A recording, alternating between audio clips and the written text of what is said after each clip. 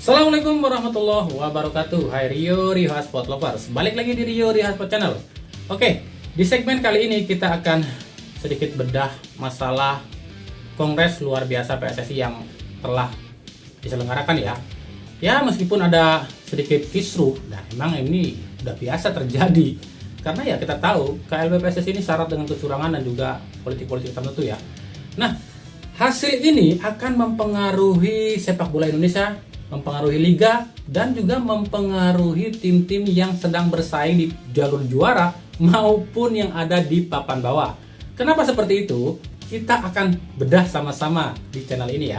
Tapi seperti biasa, sebelum kita bedah semua intrik-intriknya, saya tetap mohon dukungannya untuk channel ini agar terus berkembang dan bisa memberikan berita-berita informatif yang tentunya semoga saja bermanfaat untuk kita semua. Caranya gampang, dengan klik subscribe, aktifkan juga notifikasi loncengnya, like, share, dan juga komen. Dan inilah Rio Hotspot selengkapnya.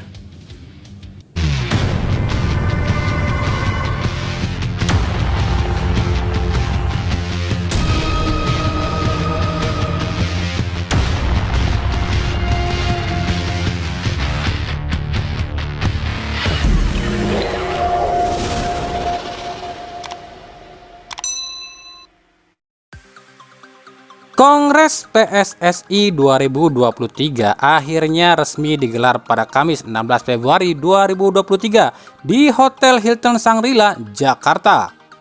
Pada kongres ini, Menteri BUMN Erick Thohir akhirnya resmi terpilih sebagai Ketua Umum PSSI periode 2023-2027. Erick Thohir raih 64 suara dari total 87 suara, sementara saingannya yakni Lanyala Mataliti meraih 22 suara, yang artinya ada satu suara yang abstain. Kemenangan Erick Thohir ini pun membuat sejumlah masyarakat, terutama pecinta sepak bola tanah air pun gembira. Bahkan ada yang sujud syukur atas kemenangan ini. Masyarakat lega, akhirnya menurut masyarakat para voters ini ternyata masih punya hati nurani dalam menentukan hak suaranya pada orang yang dianggap tepat. Padahal sebelum pemilihan ini, para masyarakat seperti dagdikduk lantaran saingannya Erick Thohir ini sudah banyak umbar janji dan uang. Tapi rupanya mungkin keadilan itu masih ada. Nah, sebelum kita bahas siapa saja jajaran Esko PSSI yang baru, kita intip sedikit yuk suasana di kubu Lanyala Mataliti. Lanyala Mataliti mendapatkan 22 suara, sementara 3 calon lainnya tak dapat satu pun suara. Nah, dari 22 suara ini yang mendukung Lanyala Mataliti ini, kira-kira menurut kalian siapa aja ya? Itu gak ada yang tahu, karena yang tahu kan cuma rahasia dari supporter itu sendiri kan. Tapi yang pasti dari 22 suara itu sebagian besar berasal dari Jawa Timur dan DKI Jakarta. Udah tahu dong klub mana yang ada di Jakarta? Ini berdasarkan bukan kami yang bilang loh ya, tapi ini berdasarkan penglihatan kami di lokasi. 3 jam sebelum KLB, para pendukung Lanyala itu sudah rame dan bikin ribut nih di Hotel Shangri-La ya, sambil menenteng poster Lanyala. Saat ditanya oleh para wartawan, mereka mengaku berasal dari Bojonegoro, Kudus, Kediri, Malang, Madura, dan juga sejumlah wilayah lain di Jawa Timur. Dan juga ada yang berasal dari Jakarta. Dan katanya para pendukung Lanyala ini nggak terima dengan hasil kongres dan akan membentuk tim untuk menggugat kemenangan Erick Thohir yang dianggap ada intervensi dari pemerintah pada PSSI dan para voters. Aduh, masih aja ya, mau sampai kapan kayak gini terus? Kecurangan KLB. Ini mah udah biasa, udah basi. Emang KLB kan tempatnya kecurangan dan juga para mafia. Ada indikasi kecurangan di KLB, khususnya saat proses pemilihan wakil ketua umum. Hasil pengumuman mengatakan Zainuddin Amali dan Yunus Nusi terpilih sebagai wakil ketua umum. Dan Ratu Tisa kalah dengan hasil perolehan 66 suara untuk Zainuddin Amali, 62 suara untuk Yunus Nusi, dan 44 suara untuk Ratu Tisa. Tapi rupanya ini diprotes oleh sebagian voters. Para voters ini mengaku banyak kecurangan dengan tak disebutkannya beberapa nama yang tertulis dalam surat suara. Seperti contoh, ada voter yang milih itu Ratu Tisa dan Yesayas, tapi tak disebutkan. Ada juga voter yang milih Ratu Tisa dan Riyad, itu pun tak disebutkan. Jadi istilahnya ada kecurangan di pihak komite KLB yang dianggap sengaja membacakan isi surat suara tapi beda dengan yang tertulis di surat suara. Maka keributan pun terjadi hingga akhirnya katanya si Iwan Bule yang turun tangan dan memutuskan jika pemilihan wakil ketum ini akan diulang lagi. Ya kan kami sudah bilang, ketua komite KLB ini Amir Burhanuddin ini tuh kan satu komplotan sama Yunus Nusi. Jadi wajar kalau mereka ini curang, wong sama bobroknya kok. Nah para voter ini bilang Yunus Nusi dulu menikam Iwan Bule dari belakang. Nah kenapa harus sekarang dipilih lagi? Dan akhirnya setelah dihitung ulang, ini pun tambah lucu. Justru Zainuddin Amali yang tersingkir, bukannya Yunus Nusi. Ini kenapa sih para voters kok milihnya Yunus Nusi? Aneh banget. Bobrok nih voters. Apa coba kerjaan Yunus Nusi selama ini? Aneh bin ajaib di Wakanda ini mah. Ya meskipun Ratu Tisa akhirnya terpilih jadi waketum, tapi sejujurnya kami inginnya tuh Zainuddin dan Ratu Tisa yang jadi waketum, bukan Yunus Nusi. Bobrok nih PSSI, bobrok nih votersnya. Dan inilah perolehan suara waketum PSSI, yakni Yunus Nusi 53, Ratu Tisa 54 dan Zainuddin Amali 44. Nah, yang 53 suara Yunus Nusi ini fix mafia. Jadi tetap ya, di PSSI ini masih banyak mafia.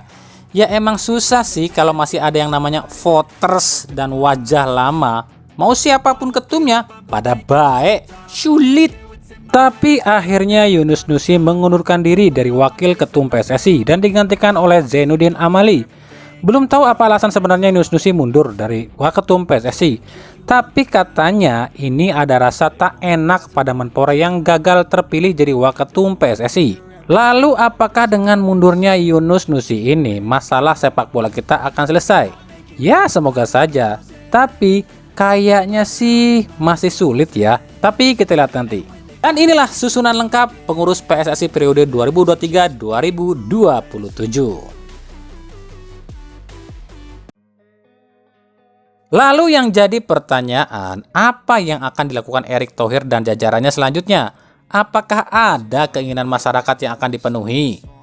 Menurut Erick Thohir, dirinya butuh waktu sekitar 2 minggu untuk merangkai semuanya. Nantinya akan diadakan sarasehan yang dihadiri semua elemen seperti klub Liga 1, 2, dan 3, para wasit, broadcast, wartawan, dan supporter sepak bola.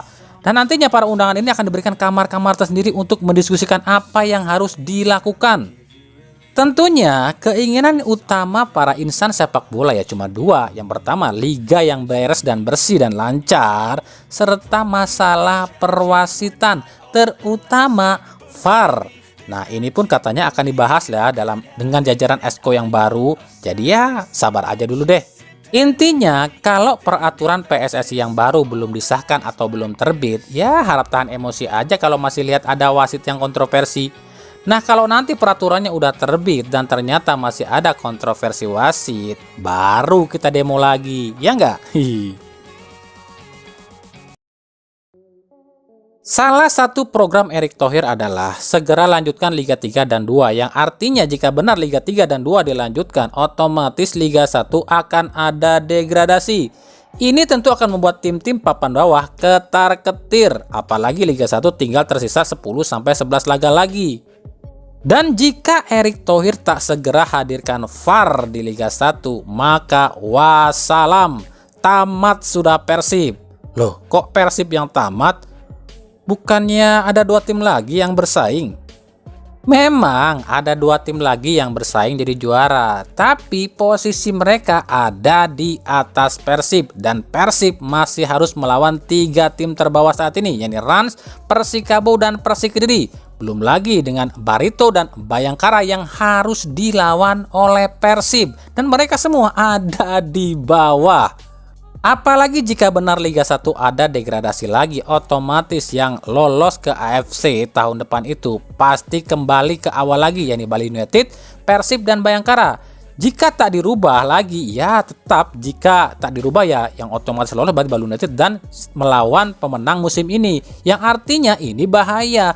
Persib yang seharusnya lolos ke AFC secara otomatis karena runner up musim lalu bisa benar-benar gagal lolos ke AFC jika musim ini tak jadi juara. Nah, dengan kenyataan Liga 1 kemungkinan ada degradasi lagi, tim-tim papan bawah akan mati-matian nyari cara agar bisa selamat musim ini. Dan tentu kita tahu di Liga Wakanda ini segala cara pun dilakukan, terutama cara-cara kotor, yakni nyogok wasit.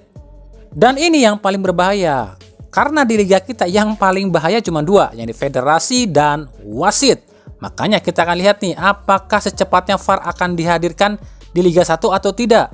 Kalau VAR hadirnya nanti musim depan, ya wassalam bagi Persib. Siap-siap aja di setiap pertandingan ada yang namanya wasit pura-pura buta dan pura-pura budag. Persaingan di papan atas Liga 1 alias Liga Wakanda makin ketat. Hal ini usai Persija Jakarta pun secara mengejutkan kalah dari tim derby mereka, yakni Bayangkara FC dengan skor 2-1. Dengan kekalahan ini jelas membuat PSM Makassar makin pede di puncak lantaran sedikit menjauh dari para pesaingnya. Ada 4 hal yang kami soroti di laga Bayangkara versus Persija ini. Yang pertama, di laga ini wasit lumayan bersisi, meskipun kata Thomas Doll masih ada beberapa keputusan wasit yang kontroversial. Yang kedua, Persija dan Persib sama-sama kalah dengan cara di comeback oleh lawan dan sama-sama main di Jawa Barat. Persib dikalahkan di Pakansari dan Persija dikalahkan di Wibawa Mukti. 2 pemain asing Bayangkara. Seperti yang pernah kami bahas, Matias Mir ini sangat luar biasa. Di setiap pertandingan pemain asal Uruguay ini selalu mencetak gol. Ini tentunya patut diwaspadai oleh tim-tim lain. Yang keempat, Indosiar. Ketika Persib dikalahkan oleh PSM, Indosiar benar-benar mengejek Persib dan tanda kutip ya, dengan postingan-postingan di IG-nya yang selalu seolah merendahkan Persib. Tapi ketika Persija kalah, tak ada satupun sindiran bagi Persija.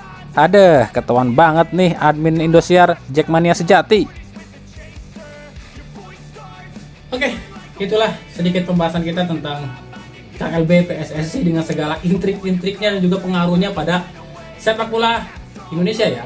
Yang mudah-mudahan aja sih dengan terpilihnya jajaran Esko PSSI dan jajaran pengurus PSSI yang baru, sepak bola kita akan lebih baik dari sebelum-sebelumnya dan ada terobosan-terobosan baru dan juga segala kontroversi yang gak hilang sih, paling juga mudah-mudahan sedikit berkurang lah. Ikuti terus berita seputar sepak bola khususnya Liga Indonesia dan pernak-perniknya hanya dari Yuria Sport. Terima kasih untuk menyaksikan video ini dan mengunjungi channel ini. Kritik dan saran tentunya selalu komentarkan di kolom komentar atau di media-media sosial kami ada di bawah ini. Sampai jumpa di video-video kami selanjutnya dan salam dari Yuria Sport. Wassalamualaikum warahmatullahi wabarakatuh.